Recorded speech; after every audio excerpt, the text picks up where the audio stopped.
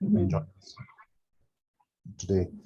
So good afternoon, everyone. My name is Ranveer. I am director with the combined company. We are the representative of Newcastle University in India, assisting, guiding students for admissions, scholarships, accommodations, and more importantly, visas. Many of you have inquired for this year and some for next year's intake. So I would encourage you to watch the brief presentation being given by Patna Bose, Regional Officer for India and Sri Lanka, who's agreed to kindly give a brief overview of the university, courses, entry requirements, scholarships, and is also an alumnus. So please go ahead and ask your questions. Thank you so much, Ranveer. I mean, you've also got your own special connection with Newcastle, right. And we're all right. So I'm with computer science alumni, and Parna is in arts and humanities, right? Wonderful. Yes. Excellent. Right, over to you, Aparna. Thank you for your time. And thank you so much.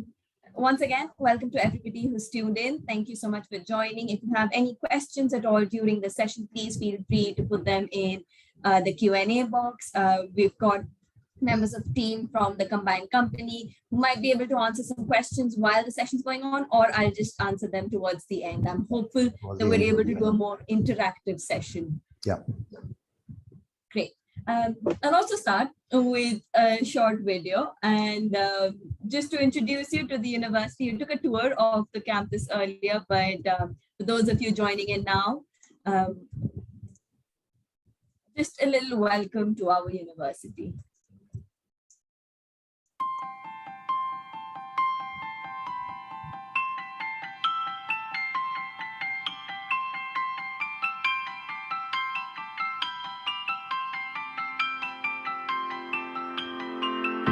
When you choose to come here, to Newcastle, you're choosing more than a course. You're choosing more than a university. You're choosing to live in the heart of our north, to live in a city as vibrant at night as it is by day, to be part of our community, where people matter above all things, to be connected to faraway cities and global destinations, and to grow amongst green spaces and striking places, historical secrets and modern masterpieces, amongst new friends and world experts. And we promise to be by your side as you become who you were born to be, as all those things you thought you would never do or couldn't do are taken in your stride. This is where your future starts. Your life will change, and so will the world.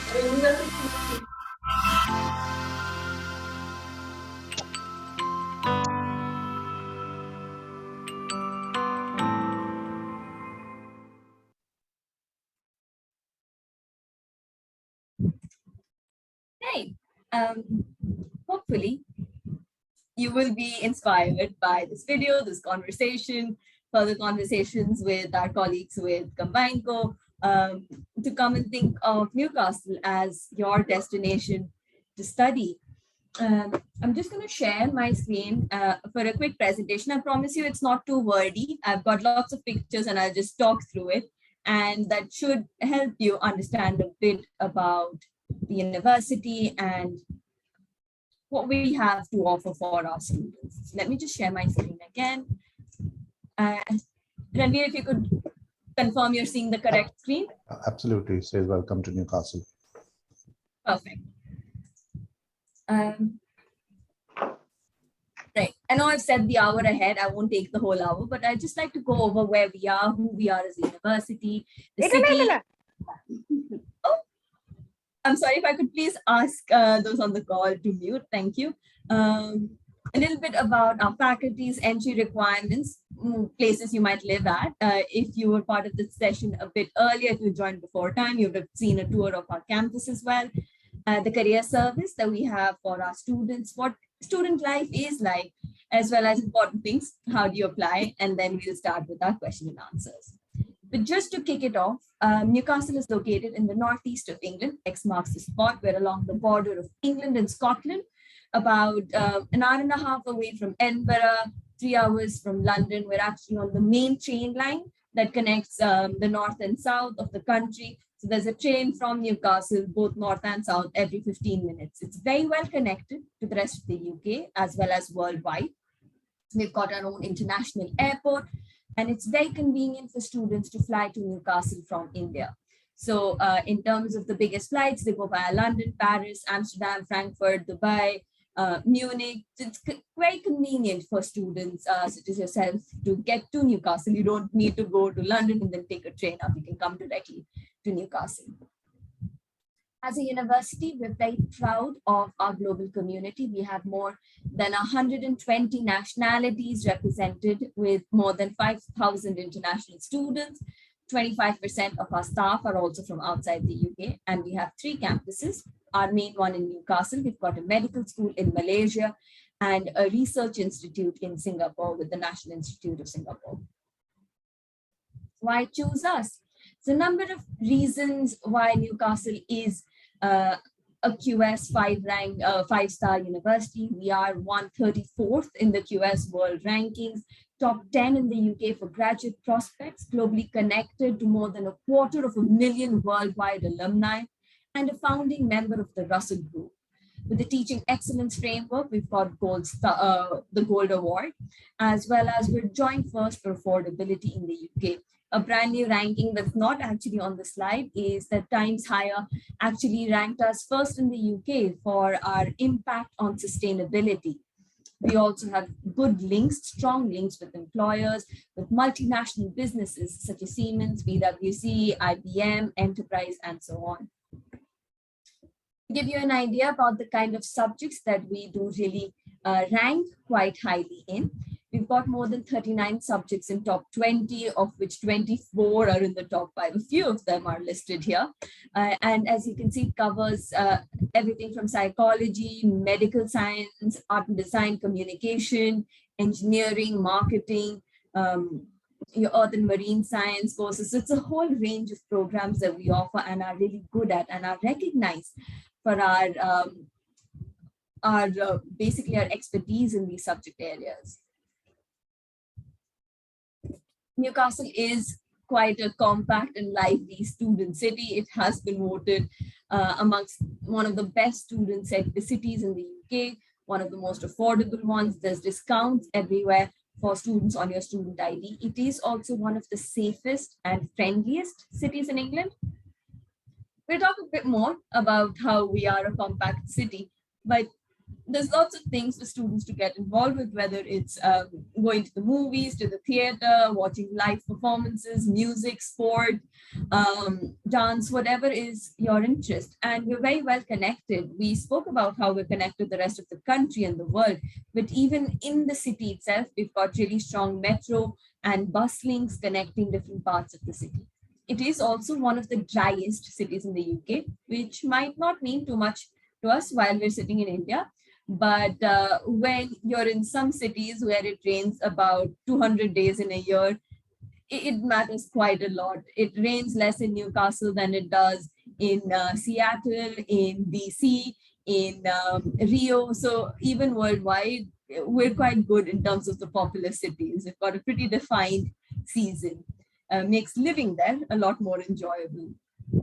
Beautiful nature, beaches, historical architecture, leisure activities for you to explore. The picture on the right-hand side is actually New Year's night fireworks over the River Tyne. The northeast of England itself is a fantastic place, which is very rich culturally as well as for historic reasons and pop culture. A lot of you might recognize the big picture on the left because Alnwick Castle, which is an hour straight north of Newcastle actually, is where they filmed the Quidditch match for the first Harry Potter movies, the first 2 Harry Potter movies. That's the outside of Hogwarts Castle. The middle picture on the right hand side, the wall is Hadrian's Wall, which actually inspired the Game of Thrones, and that runs through Newcastle itself. It's the old Roman border between England and Scotland. The top picture is just one of the beaches that's really close by, and the bottom right hand picture is our river, which is the River Tyne and runs through the center of the city. Our campus is well, It's got a mix of old red brick buildings. So you've got the charm and the history and the tradition, but we've also got modern glass buildings, as you can see in the bottom right-hand picture. We've got a number of sport facilities, outdoor facilities for students, as well as indoor ones, depending on your course.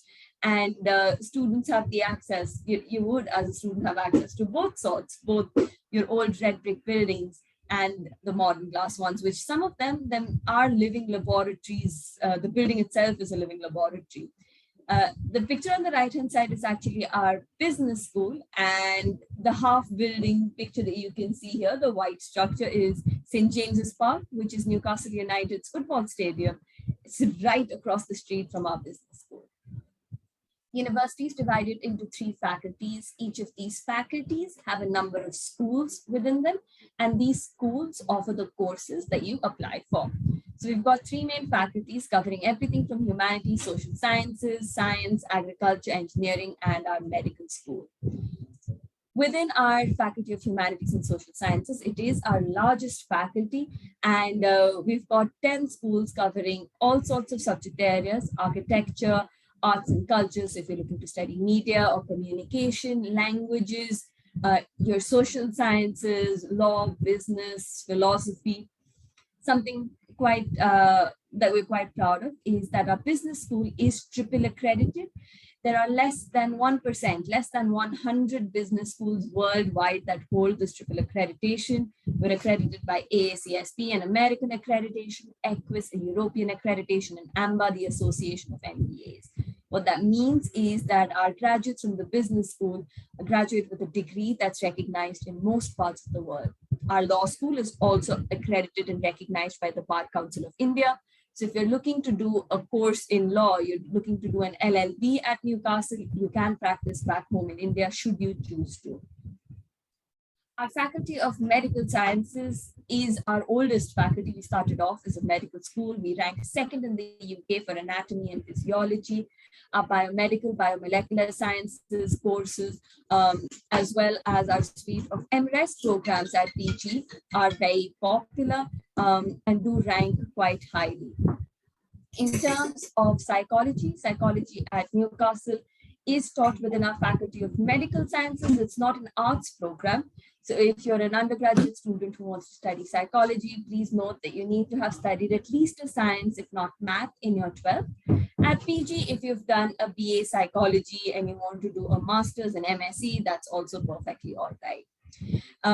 MBBS and BDS, of course, are quite popular. Just keep in mind that UCAS deadlines for those courses are much earlier. It's usually the 15th of October the year before.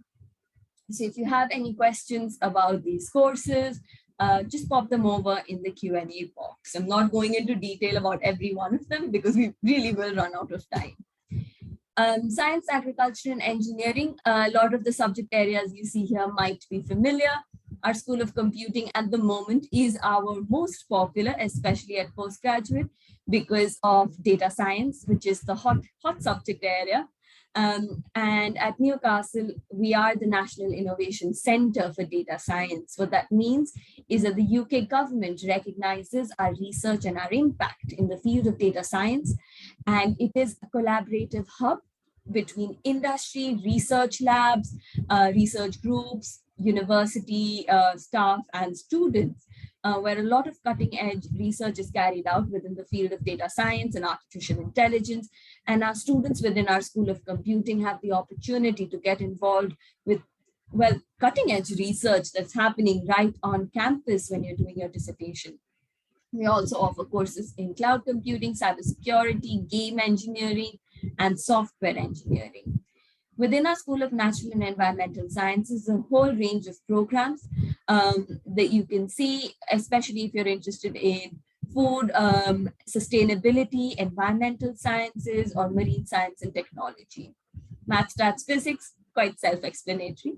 Our School of Engineering does offer traditional engineering programs, but also at master's level, have very interesting courses in renewable energy, hydrology, water management, and so on. As you can see listed on the bubble there, we are again the National Innovation Center for a number of different engineering subject areas. Teaching at the university usually takes three kinds of styles. You've got your lectures, so the top two pictures, which are large group teaching, a bit more familiar, you're all a bit like what you're already familiar with in school or university already. So it's large group teaching, which is then followed by small group lectures, which is followed by small group seminars. As you can see in the bottom two pictures, usually about 15 to 20 students, where you're discussing what you've already been taught in your lecture. And as you can see in the right-hand side two pictures, you would then have labs if they're a part of your course. So you've got lectures, seminars, and practicals,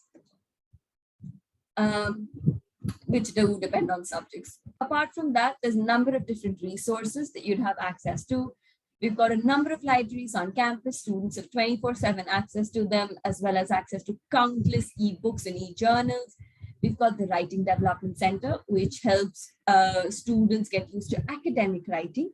If you need any support, Language Resource Center, if you want to study a new language that's not a part of your course, you can do that free of charge at the university.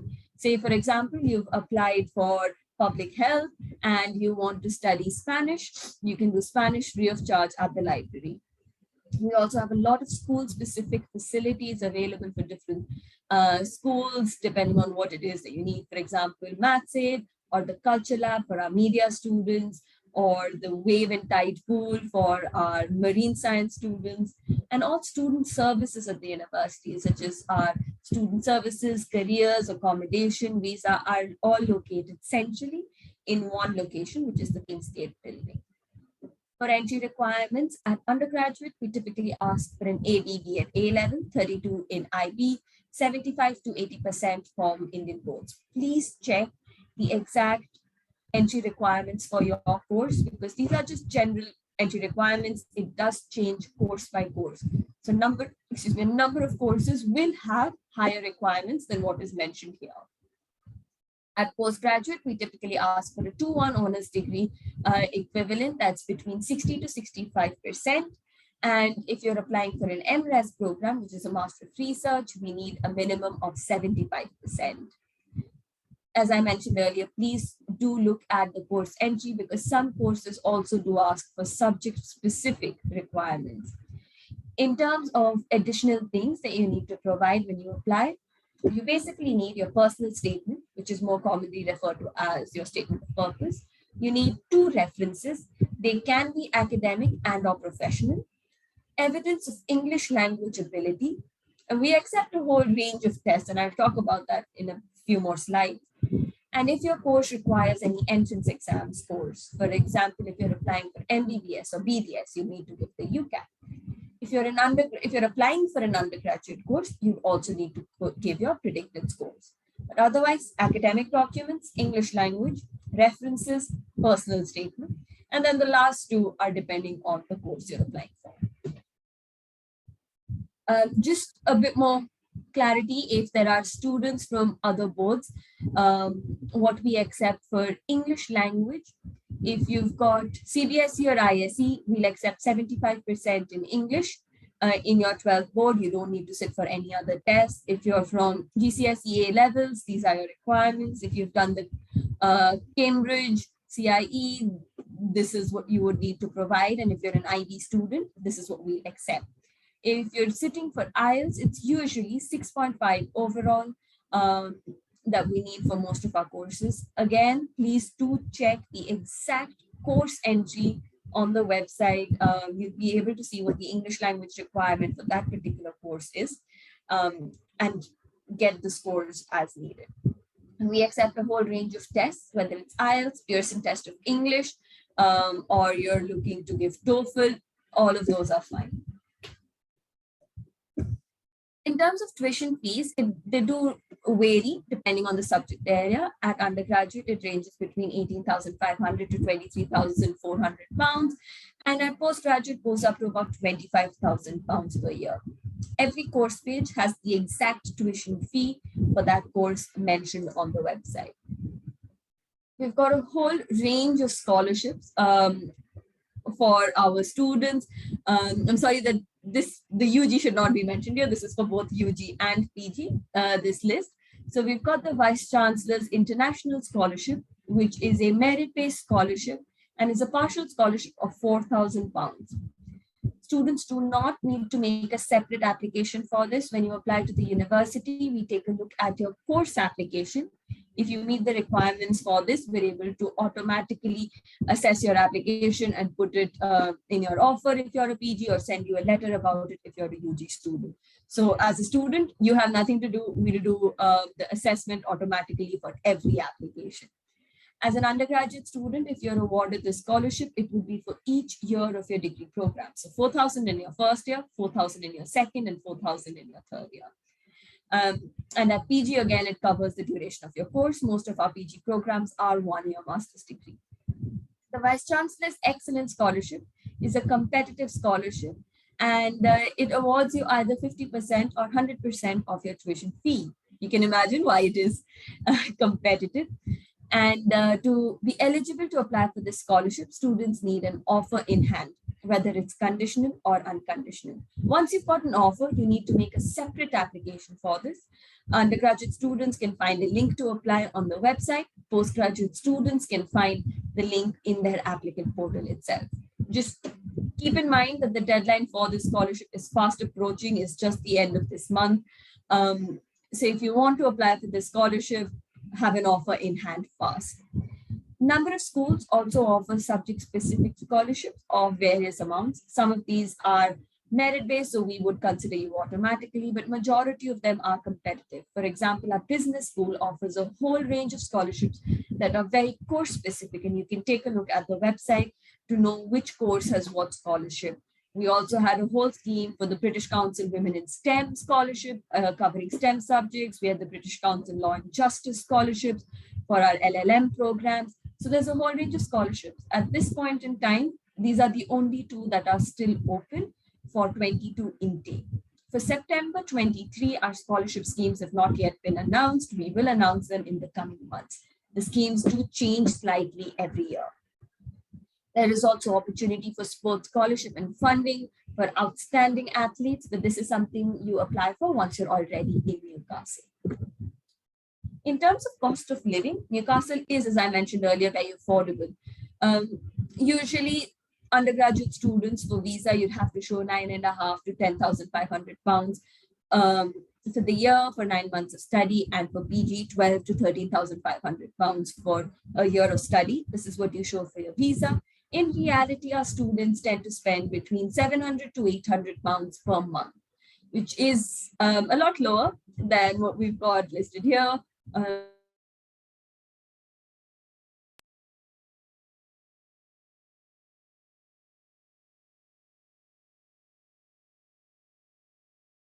Walk from campus. As you can see, some of them are old historic buildings, some of them are absolutely new fancy buildings. It's a whole range, and students can choose what is convenient for them.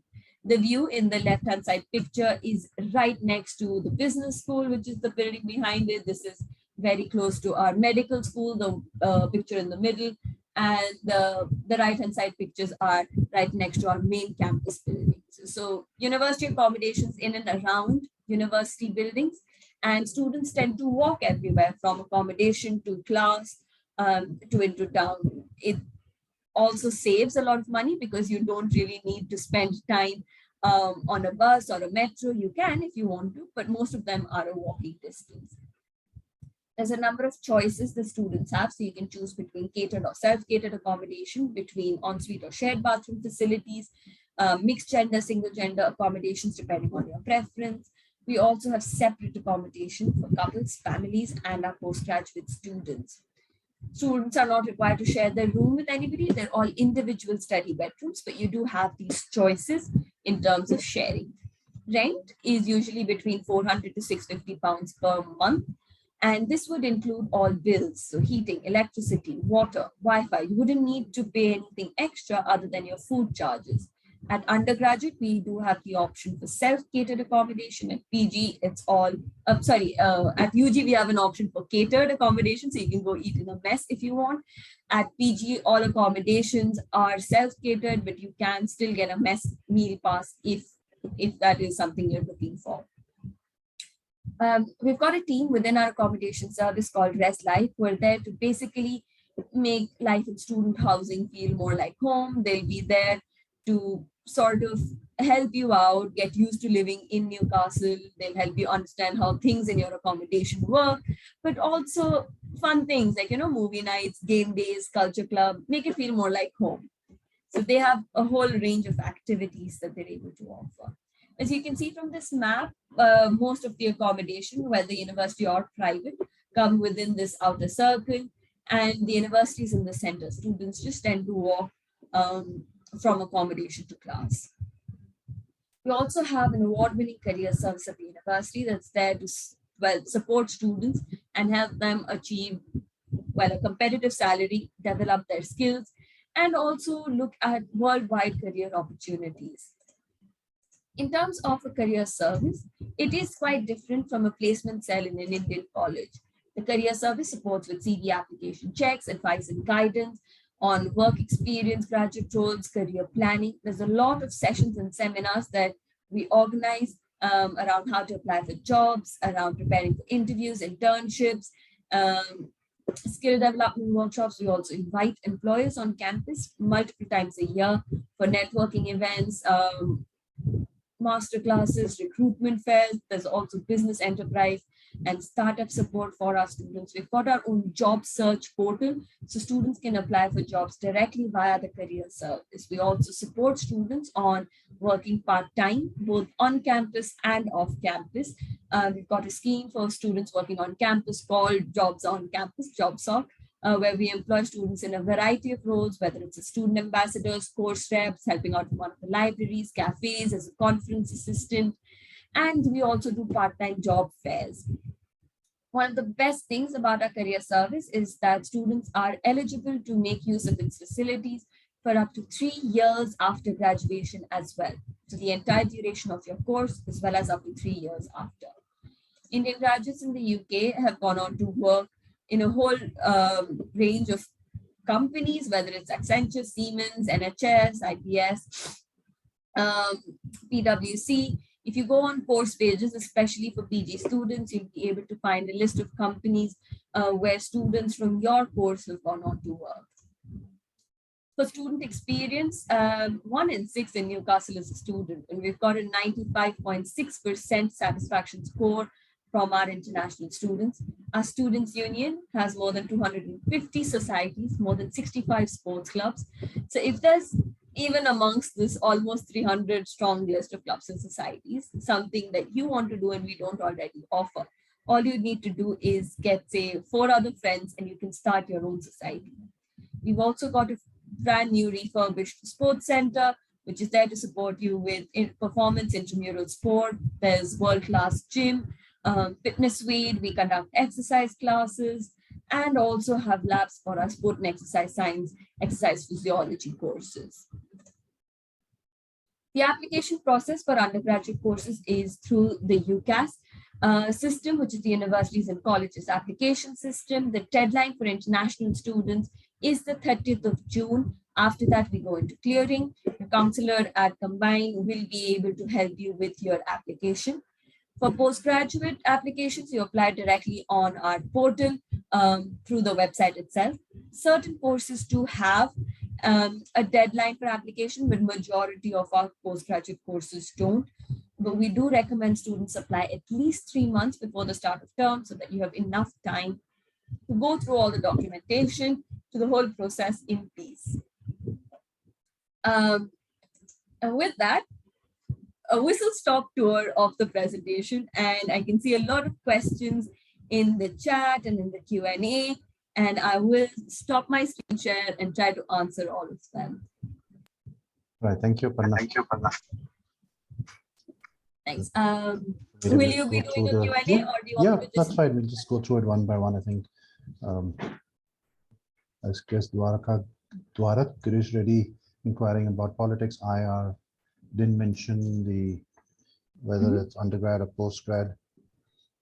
Absolutely. We do have a school of geography, politics and sociology. We offer both political science as bachelor's and master's, as well as international relations. I myself studied international relations at Newcastle University as part of my program. Our faculty for political science is world renowned, and some of the research they're carrying out, especially in conflict areas such as in Palestine, Israel, as well as right now in Ukraine, is quite interesting and of great importance. And there is a lot of scope for students who are interested in studying this subject area. We've got a whole range of courses on offer. Just if Girish, if you want to come online, just checking your registration. You did mention undergraduate, so it's an undergraduate course. If you want to unmute yourself, you can come online.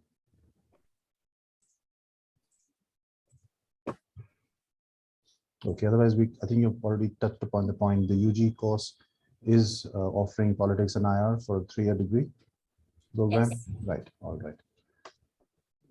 So Girish, if you want, you can come online at later or post a query in the chat. I'll put in the course page in the chat box so students sure. can see it.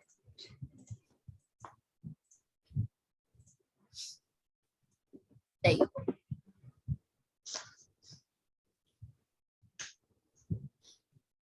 I guess we got some medical related courses. Ankur Pathak inquiring about, Right. well, he's asking about the MRCP. I'm not sure of his background. Perhaps Ankur, if you just come online briefly, it'll be faster. Go ahead. Yeah, hi. I have done my MBBS in 2014 and have an experience of 8 years in gastroenterology and oncology. All right. So now I'm looking for my specialty training. So that's what I was asking, that whether I need to give an MRCP as a licensing exam, or what fields do you have there? What kind of courses do you have in Newcastle? Right. So we do offer MSc programs in oncology. In terms of practicing in the UK, if you want to practice as a doctor, then it's your traditional route via lab that you'd have to come into the UK to practice. If you want to just study, that's perfectly fine. I'll just share the course link for our MSc in oncology in the chat box. So that will be good. Yeah, And just is remember, that course recognized in India also?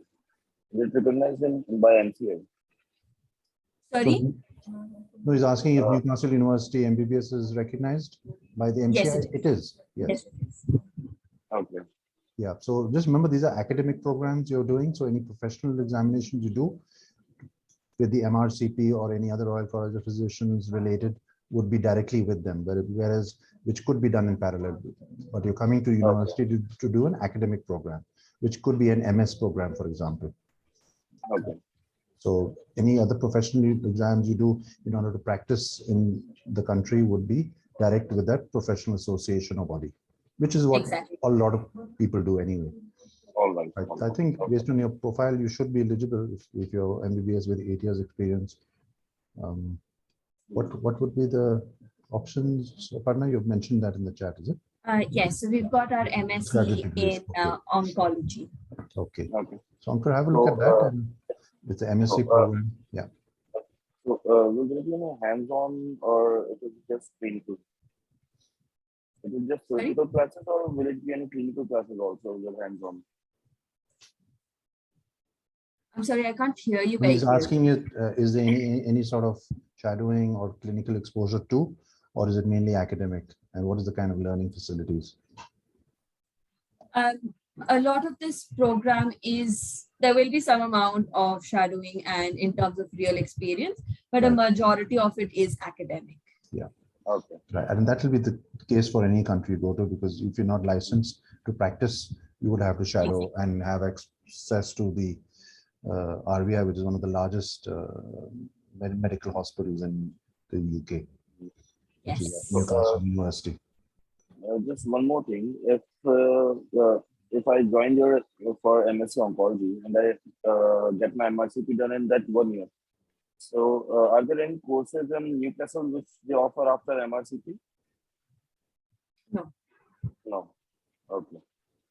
So most of our master's programs in medical school are research based. They're not clinical based. Okay. Okay. All right. Thank you so much. Thank you. And that will give you the We're a option research also. intensive university in this subject area. And that will be the case for all universities. You go in for studies, Anything further is, sort of ancillary to it. But you would be able to get the graduate route where you can work in the UK for 2 years. But obviously, if you seek to work with the NHS or any other body privately, you may need GMC registration or MRCP registration. But it's giving you the opportunity to work automatically without work sponsorship. Okay. Yeah, that was my biggest worry actually. Yeah. So yeah, thank you. Thank you. So much. Yeah, I would encourage you to send your documents if you're looking for this year. Is it for this year? Yeah. September intake? Yeah, I'm looking for this year. Okay. Yeah. Fine. You have the cost link. Just send us your documents. Where are you based? Bhopal. Gopal. Okay. So yeah, just send us a document. We'll take it further. Set up a call. Sure. Thank you. Thank you so much. Thank you.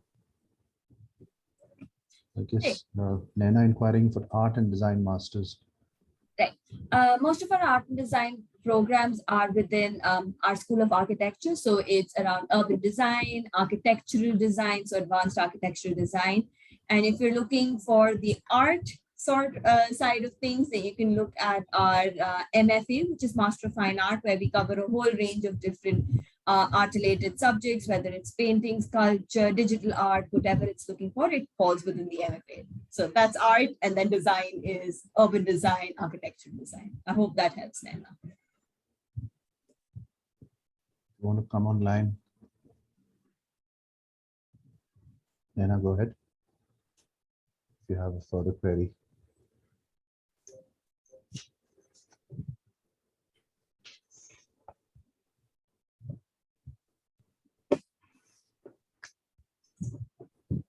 Okay, I think perhaps you can just mention some of the popular programs in art and design. Yes. So our MA in urban design is very popular, as well as our MSc in advanced architectural design. These are the two most popular courses. Okay. The MA urban design is 1 year. MSc advanced architectural design can be done in 1 year or 2 years if you're looking for the advanced route. Okay, I'll just put it in the chat, 1 or 2 years. Hi, Aparna.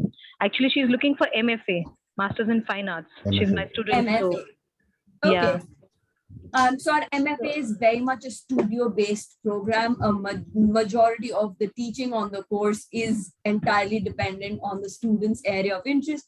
So whether it's art history, installation, photography, digital art, whatever it be, it is very much along creative collaboration, exchange, as well as discussion. We also create a platform for students to understand how they can market these skills very well.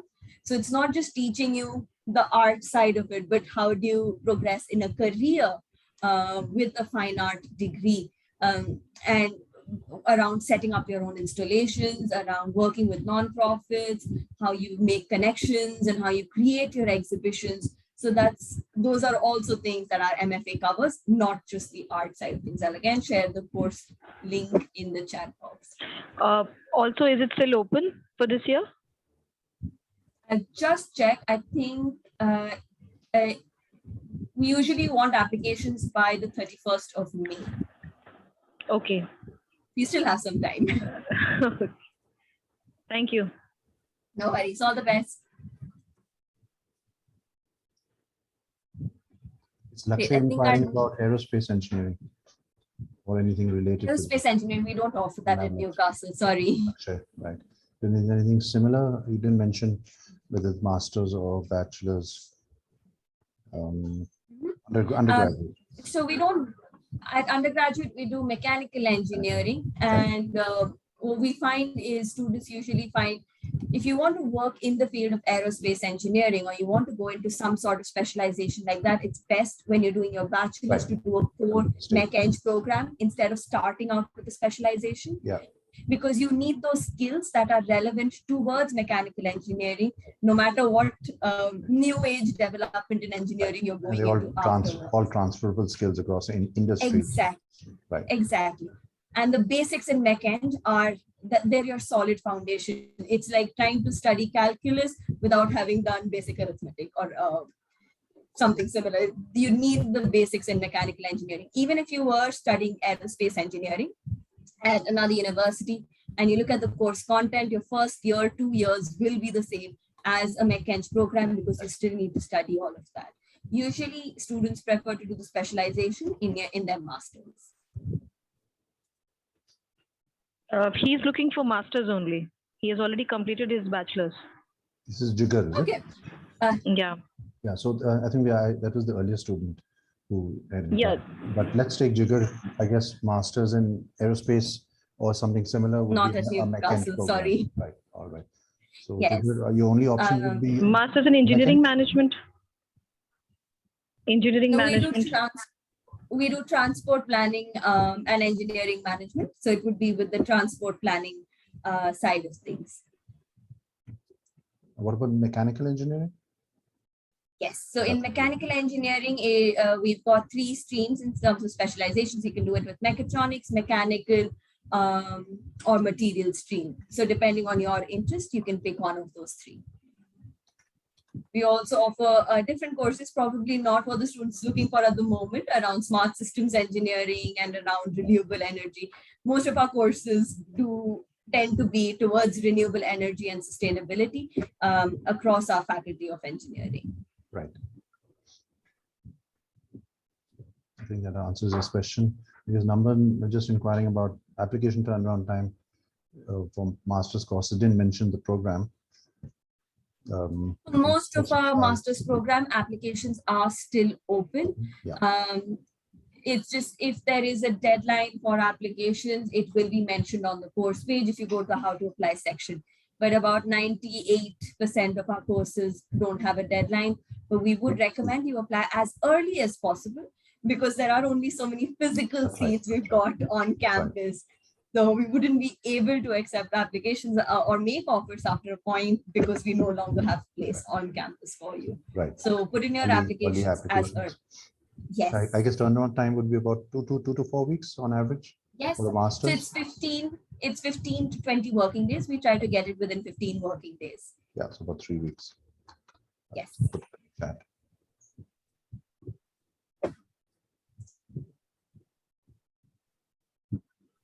I guess we have answered most of Jigar's question. I guess fees we have covered, which is in the MECENG and the other programs.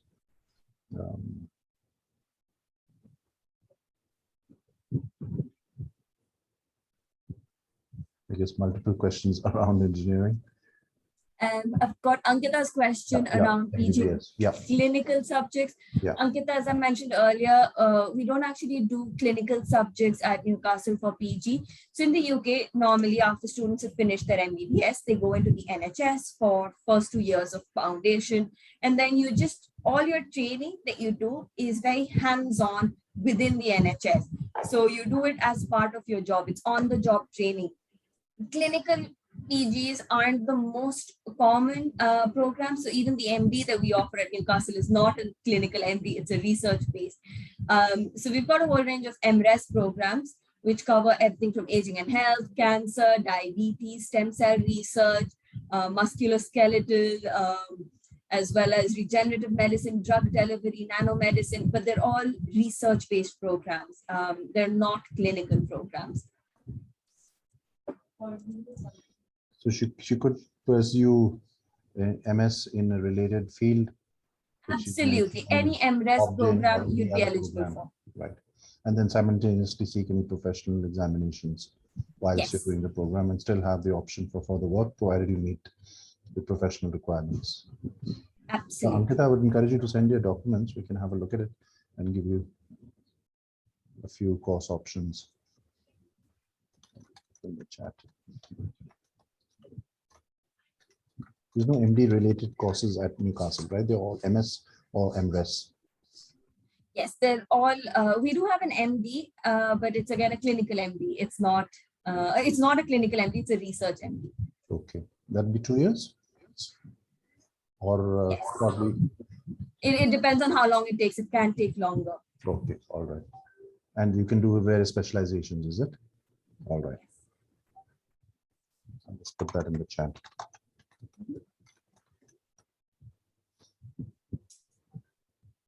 got a question around meals. Well, for meals, most students tend to cook and eat in their own kitchens. It's much easier, it's much more affordable, and it's according to your own timeline. Even though we do have catered accommodation and any student can buy a meal pass, most of our Indian students aren't really looking to eat in university accommodation because dinner is served at 5 o'clock in the evening. People in the northeast of England, as Ranveer has experienced himself, tend to eat quite early.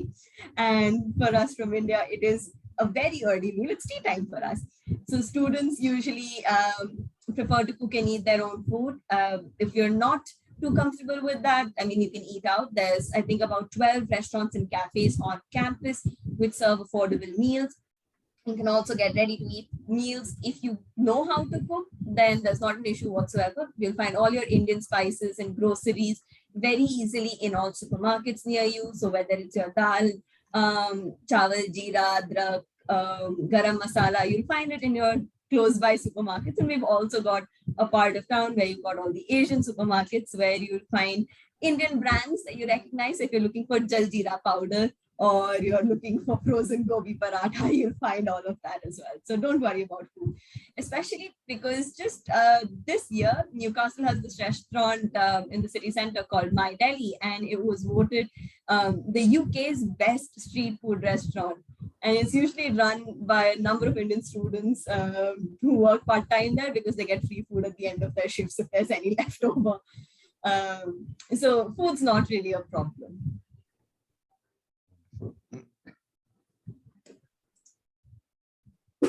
I guess Krish inquiring about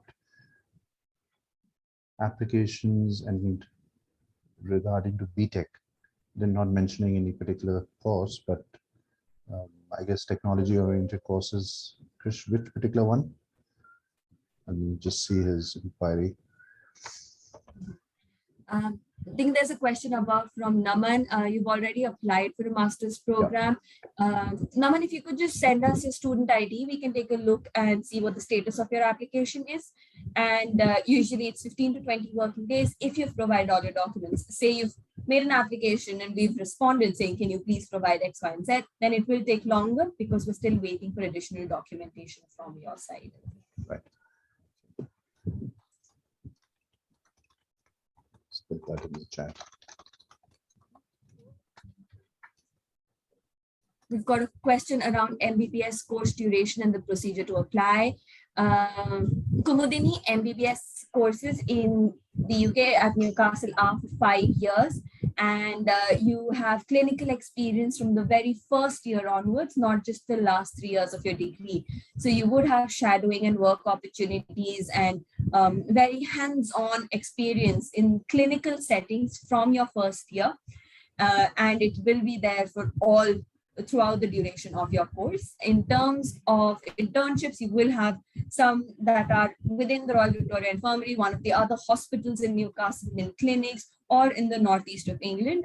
As you're going through the years, you'll do all your general rotations within these medical facilities in the northeast of England. For tuition fees, if you're looking for next year, it would be about 36,000 pounds per year. Fees for 23 intake, I think, have just been announced. If you give me a minute, I'll give you the exact number. I think UCAT is required, right? Yes, absolutely. So in terms of application for MBBS, if you're looking for next September, you have to make your application before 15th of October this year. And when you apply, you need to have your UCAT score in hand. UCAT is the clinical aptitude test that our applicants need to give. It's not testing medical knowledge, so don't worry, no biology questions will be asked, but it's more around understanding you as an individual. It's an aptitude test at the end of the day. So around ethics, around your critical thinking, and other skills that are quite usually tested in an aptitude test. So you need to apply before 15th October with your UCAT and all the documents you have so far. So whether you finished schooling or not does not really matter all that much. If you haven't finished, then you need to provide your predicted scores. If you have finished, then provide us with your 12th results and your English language ability test, whether it's CBSE, ISE, or IELTS, whatever you're giving us. In terms of fees, it's I not thought- been set for 23 yet, but it'll be about 36,000 pounds. Yeah, that's what I saw at the website. Right. I guess Krish had this issue of cost and procedure of application. And application is a UCAS application, indicative cost for the technology courses. If you could indicate, Parnam, perhaps a range. Yes, so those would be between 22 to 24,000 pounds for the year. If you're looking for bachelor's programs, they would be 3-year programs. Now, almost all of our undergraduate courses have this opportunity of adding a year between your second year and third year to get work experience. So you can work 9 to 12 months in industry and then come back and finish your degree. This is a fantastic opportunity for students to gain work experience while studying. Yes, you can do it during your summer break, during holidays, but this is a whole chunk of 9 or 12 months, which is actually part of your course.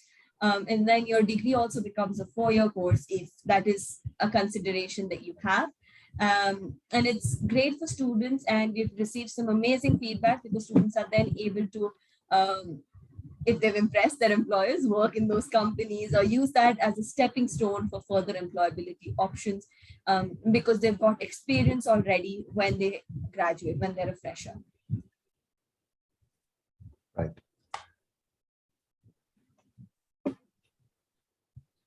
I guess perhaps just final 1 or 2 questions. Any mechatronics or related courses? Yes. Newcastle. So our MSc in mechanical engineering has those streams that I mentioned. So it's got materials, mechanical, and mechatronics. And if you take a look at the course page, you can see exactly what is covered. So it's called the MSc Mechanical Engineering, but it has its own mechatronics stream, which will cover all the relevant subject areas in mechatronics. If you give me a minute, I will just share the course link and the specifications for that as well. The entry requirements for this program aren't too high, which makes it a lot easier for students to get onto, especially if they've got some relevant work experience in the area. And with the course, our mechatronics stream covers industrial automation, PLCs, robotics. It's looking at open networking and open communication sections. It's looking at applications in a number of areas, whether it's within drive systems, assemblies, or transport applications for the course. And the applications are still open for September. I think Pawan. Yes, applications are still open for September. I encourage you to send your documents, Pawan. If you have any query, you can come briefly online. Am I audible? Yeah, go ahead. Yeah. Good afternoon, ma'am. Good afternoon. Actually, I was just asking about what's the status for mechatronics and what will be the areas of specialization? Is there a different course for it, or will be the exact specializations like from mechanical engineering or software? So just posted it on the chat actually, but go ahead. Yes, exactly. I'll put the link in the chat so you can see through it in detail. The course is MSc Mechanical Engineering, that you do it with a specialization in mechatronics. So you do the mechatronics stream, and all the modules that you study as a part of that course are around mechatronics. It's all together because they're all within mechanical engineering, and a number of employers, a number of accreditation bodies need your course to be called MSc MechEng, instead of having a different name, which is why we call it that, but you've got the specialization within it. If you take a look at, let me see if I can share my screen again. Yeah. These are the kind of modules that you will study in the mechatronics stream. So everything from vehicle dynamics, electric drives, embedded systems, instrumentation and drive systems. So it's a whole range of specialization that you do in mechatronics. The course is just called MSc Mechanical Engineering. Okay, thanks so much. Thank you. No worries. I think there's another question around IELTS. Dwarak, if you're in school right now, or you've just given your 12th and you're applying for an undergraduate degree, a bachelor's program, and you scored more than 75% in English in CBSE, then no, you don't need to give IELTS. If you're applying for a master's program, then you would still have to meet English language criteria. You can do it in a number of different ways. One of them is sitting the test, or if you're able to provide evidence that your undergraduate degree was taught and assessed in English, we can consider that as well. I think he's applying for the undergraduate course, and he's probably in Karnataka. You want Okay, to reply to that? if it's... Yeah, go ahead. Just, Hey, hi. can you guys hear me? Oh, Yeah. Yeah, so I'm planning to apply for my undergraduate as a politics and internationals. And then, and I'm still doing my 12th right now as a CBSE student because my boards are right now going on. So I just want to know if I would if I should do my IELTS or not. Most UK universities will be able to accept CBSE scores. You'd need to check with individual universities. At Newcastle, if you score more than 75% in English, we're more than happy with that. We don't need anything further. Okay. No IELTS for us. Okay, and what about the accommodations? I just wanted to know. Accommodation, as I mentioned, usually between 400 to 650 pounds per month. If you're looking for this year, I would encourage you to apply and go through accommodation application as early as possible as well, because accommodations also do fill up. Most of our accommodations are walking distance from campus. You don't share your room with anybody. You might share your kitchen in common areas with 2 to 8 other flatmates, depending on the kind of room you've chosen. You can take virtual tours of all of our accommodation on the link here. I've just shared our accommodation web pages. Yep. And you're interested in politics and IR, is it? Dwara? Yeah. Yeah, okay. What's your predicted in your grade 10? Just a matter of interest. In grade 10?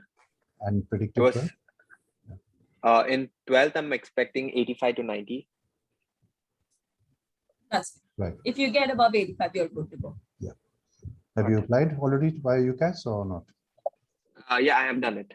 Okay. I've done my application. Okay. So you can contact us. We can see how we can send perhaps a direct request to Newcastle and see what are your other offers if your preference is to go to Newcastle. Yeah. Thank you. Have a good day. Thank you. You as well. All the best. Thank you. Bye. Right. I think we have pretty much gone through the whole list of questions, including in the chat.